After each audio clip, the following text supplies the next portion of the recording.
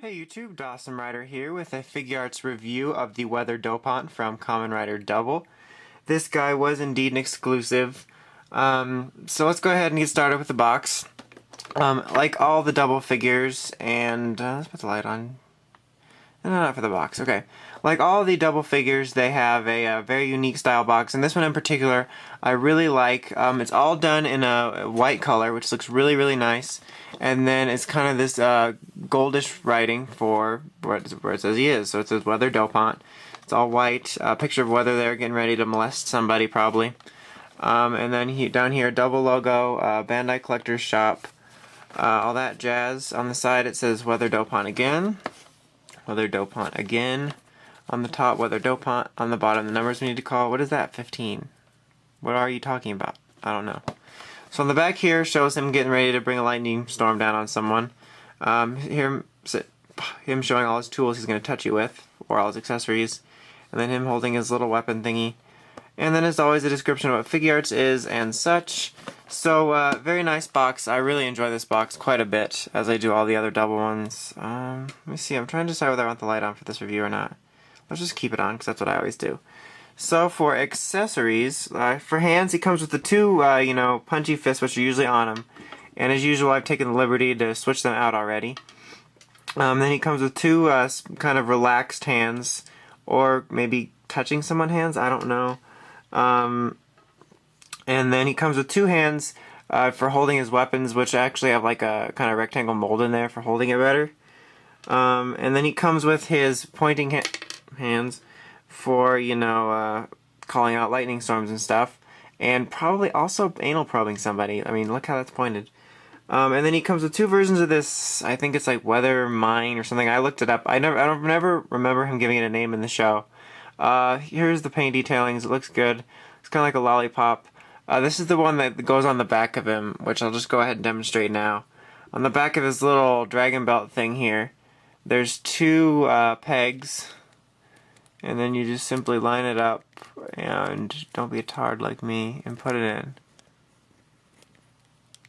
And so then he can... Did I put it in all the way? That's good enough, just so you... Then he can just store it back there. But I'm not doing that. And then he comes with...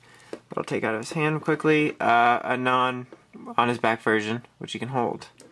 So I guess I'll have him hold that right now. So that is what he comes with. Now let's take a look at the figure himself. Let's just go ahead and look at him first. Here's his head. Very, very nice detailings. This figure is really beautifully sculpted, I have to say. There's a side view of his head. His head all around. His crazy hair. And then he's got this giant, like, collar going on here. It's all big. It almost seems to be a little bit too biggish, but whatever. Here is his arms and his shoulder pads here. Nice designs here. I believe these are dragons if I'm wrong. Please correct me. But beautifully sculpted here.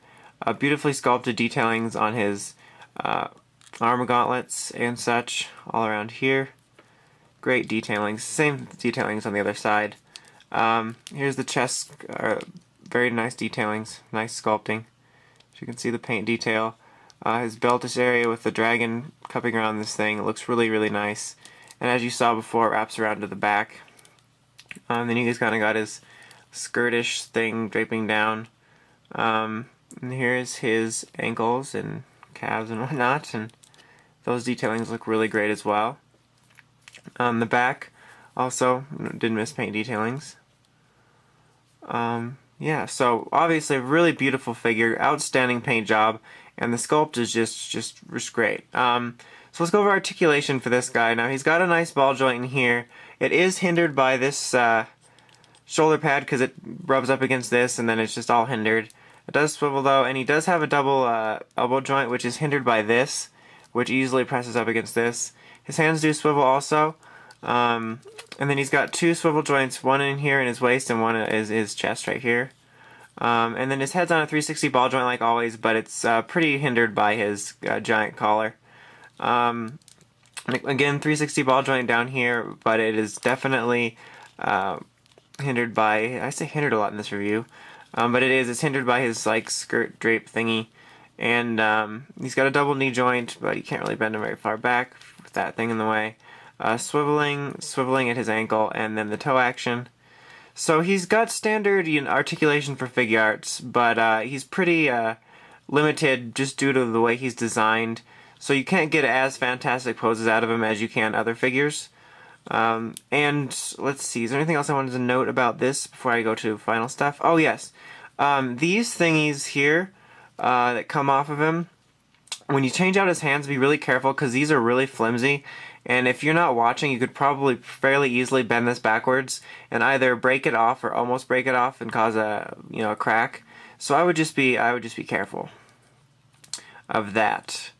So I believe that is it. Let me just for fun, because we have time and my Figuarts reviews are always only 5 minutes or something.